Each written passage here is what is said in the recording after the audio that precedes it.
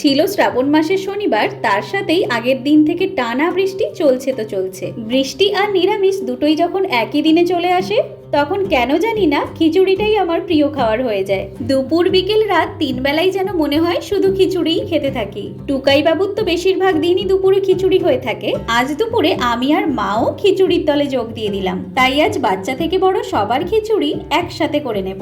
চাল ডাল সবজি সব সেদ্ধ হতে বসিয়ে দিয়ে এদিকে মশলার জন্য হলুদ গুঁড়ো, লঙ্কা গুঁড়ো, জিরে গুঁড়ো, ধনে গুঁড়ো আর আদা বাটা ও টমেটোটা রেডি করে রাখলাম।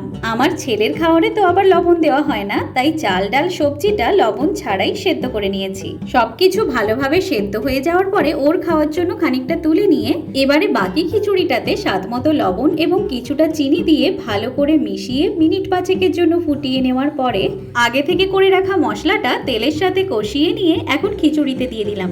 এবারে মশলাটা পুরো খিচুড়ির সাথে ভালোভাবে মিশিয়ে নিয়ে সব শেষে ওপর থেকে দিয়ে দিলাম একটু ঘি এবং আগে থেকে ভেজে গুঁড়ো করে রাখা গরম মশলা। ব্যাস, এবারে আবারও সবকিছু ভালো করে মিশিয়ে নিলেই তৈরি আমাদের বর্ষার দুপুরের খিচুড়ি। তবে খিচুড়ির সাথে একটু ভাজাভুজিও তো দরকার।